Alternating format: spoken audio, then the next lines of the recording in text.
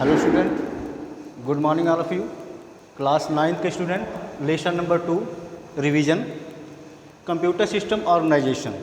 Computer system organization में क्या क्या होते हैं, जैसे हमारा हार्डवेयर, सॉफ्टवेयर। हार्डवेयर क्या होता है और सॉफ्टवेयर क्या होता है। हार्डवेयर के अंतर्गत वे डिवाइसेस आती हैं जिनके माध्यम से हम सभी प्रकार के कार्य कर सकते हैं, जैसे CPU, monitor, keyboard, mouse ETC। बहुत सारे हमारे हार्डवेयर आते हैं। हार्डवेयर की डिफिनीशन से जिसको हम टच एंड ग्लो यानी छू सकते हैं, देख सकते हैं, महसूस कर सकते हैं, वे हमारे हार्डवेयर डिवाइसेस होते हैं। और सॉफ्टवेयर एक प्रोग्राम के रूप में होता है, जैसे हमारे MS ऑफिस, हमारे Excel, MS Word, PowerPoint, Access, बहुत सारे हमारे प्रोग्राम थे जिन पर हम आसानीपूर्वक वर्क करते हैं। MS पेंट जिस पर हम चित्रकारी करते हैं, वर्ड पैड ETC, बहुत सारे हमारे सॉफ्टवेयर होते हैं। यानी इस पर हम ऐसे सॉफ्टवेयर के अंदर वो प्रोग्राम होते हैं जिस पर हम वर्क करते हैं। यानी कंप्यूटर सिस्टम ऑर्गेनाइजेशन का मतलब होता है कि दो पर ही वर्क करना, hardware and software. Hardware devices के रूप में होते हैं, सॉफ्टवेयर प्रोग्राम के रूप में होते हैं।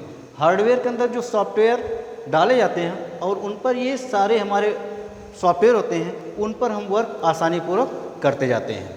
अब नेक्स्ट टॉपिक आपका आती है main hardware parts of computer, जिसमें आपका है CPU। CPU क्या होता है? CPU को बोलते हैं सेंट्रल प्रोसेसिंग यूनिट, यानी सेंट्रल प्रोसेसिंग यूनिट। यानी ये CPU जो होता है हमारा कंप्यूटर का मेन भाग होता है, और ये कंप्यूटर में जो भी हमारा वर्क होता है इसको प्रोसेस करके यूजर को ये अन्य तरीके से देता है। जैसे CPU हमारे क्या होते हैं? Control unit, ALU, register, buses. तो CU क्या करता है? CU हमारा कंट्रोल करता है, जो भी हमारे वर्क होते हैं उनको कंट्रोल करके आगे प्रोसेस कराता है। ALU क्या होता है? ALU में हमारे प्लस, माइनस, इनटू, यानी कि जो हमारे अर्थमेटिक क्रियाएं जो होती हैं वो हमारे ALU के माध्यम से होती हैं।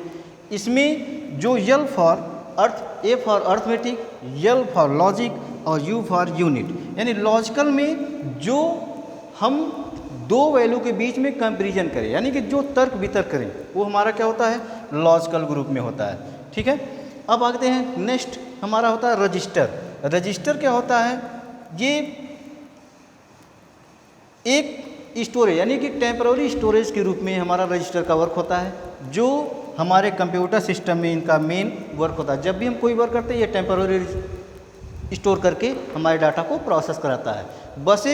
बसेस का मतलब होता है जब हम कोई भी वर्क करें तो आसानीपूर्वक हमारे बहुत सारे उसमें बसेस होते हैं, सीरियलिंग होती है, उसमें लाइन बाय लाइन क्या कहते हैं, डाटा को प्रोसेस करके और उसको एक्सेस करते जाते हैं। यानी कि 1 बस हुआ, 2 बस हुआ, ये प्रोसेस करते करते एक सीरियलिंग बनाते हैं और हमारा क्या होता है, वो उस बसेस के माध्यम से हमारे डाटा प्रोसेस होकर के आगे बढ़ते हैं।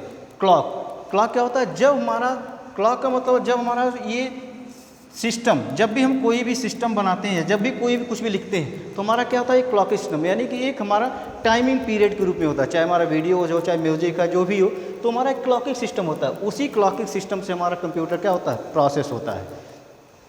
अब नेक्स्ट पर आते हैं, हमारा इसमें आता है इनपुट डिवाइस। इनपुट डिवाइस होता क्या है? इनपुट डिवाइस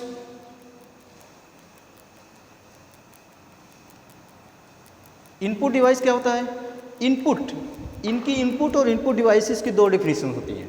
इनपुट डिवाइस यानी इनपुट, जो हम कंप्यूटर के अंदर जो डाटा देते हैं वो हमारा इनपुट होता है।